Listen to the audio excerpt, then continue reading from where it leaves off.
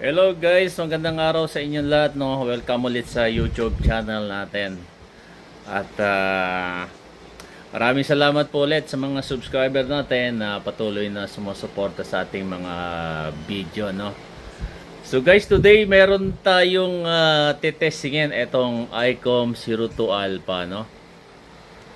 So wala siyang bungi, makinis siya. Hindi ko alam kung may power, no, at kung ilang watts.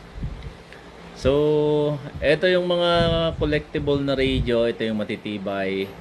Actually meron tayong 02N dito, no. Medyo yung kanyang frequency lang, pag matagal na hindi nagagamit, medyo napuputol, no.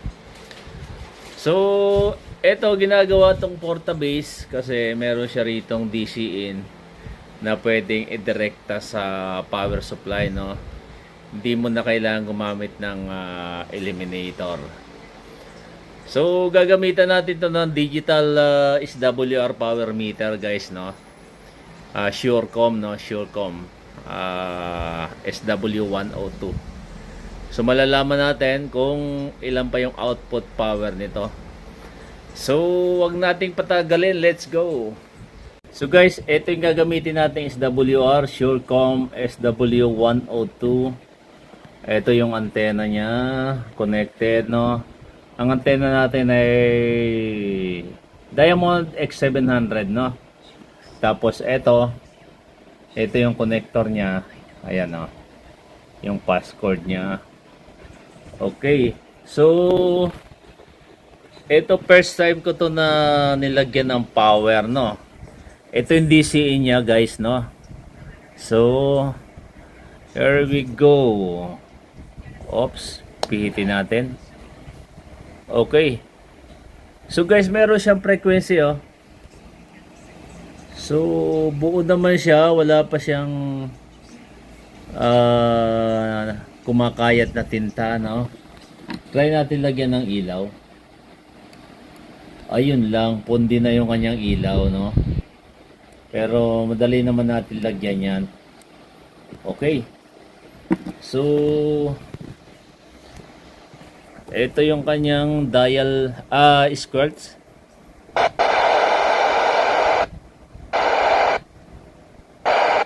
So squirts, volume. So tetestingin natin, guys, no. Ito 144.18. So pe-press natin. Okay. Ayan, flat 1 SWR. So nagtra-transmit pa siya ng 5 watts, no, which is normal sa portable, no. Okay. Lagay natin sa low power. So low power. So bumaba to siya ng 1.3 watts.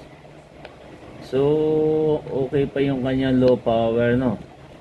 So guys, i-adjust natin yung power output ng 02 Alpha ko, no.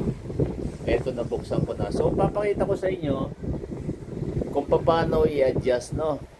Kasi yung low power niya is 1 watt. So i-adjust ko ng konti, no. And then yung high power niya is 5 watts. Try nating i-adjust. So pwede nyo rin itong gawin with your own risk, no. So papakita ko sa inyo kung paano pag-adjust. So let's go. So guys, papakita ko sa inyo kung anong pipihitin nyo, no. So ito lang gagalawin yung dalawan to. Ito, huwag to. Saka ito. Kasi maaring ma-opry ka kasi sa receive yan, eh. So tetestingin muna natin kung ano ang output power, no. Anyway, ito pa lang itaas. Ito yung adjustment ng low power, no. Ito high power. So pipihitin nyo lang pa kanan. Yun, ma-adjust na yung output power niya, no. So testingin muna natin, no. Ito naka low power siya, yan, no. Yung output niya is wala pang 1 watt, no? So try nating i-adjust ng konti, no? So pipihitin natin to. Oops. So pinihit natin ng konti pa kanan. So try natin. Ayan guys, oh. Okay, konti pa. I-adjust natin. Aha.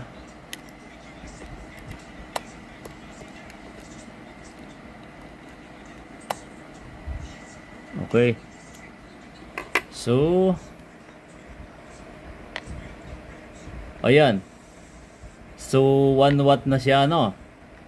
Okay na yan, guys. Kasi kanina 0.8. So 1 watt ang low power niya.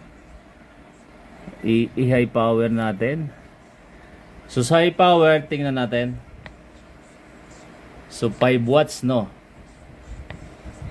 Okay. So sa high power, ito ang gagalawin nyo, itong baba. Try nating adjust, no? Pihitin nyo pa kanan. Okay. So tingnan natin. Oops. Umabot na 7 watts. Kita nyo? So ayan guys, oh. Almost 7 watts, no? Okay. So malakas ang ano niya. 7 watts yung output power niya. Okay.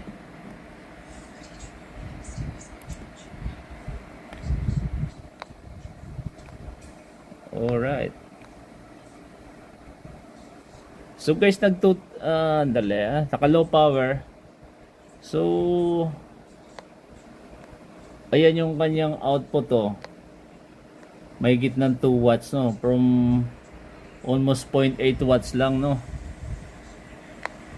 Pansin nyo yung kanyang low power na hanggang kalahati is sumagad na. Okay.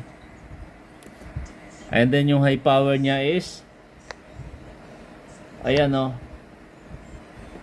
Kulang-kulang 7 watts, no?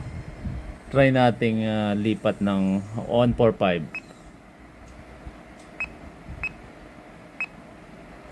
Okay.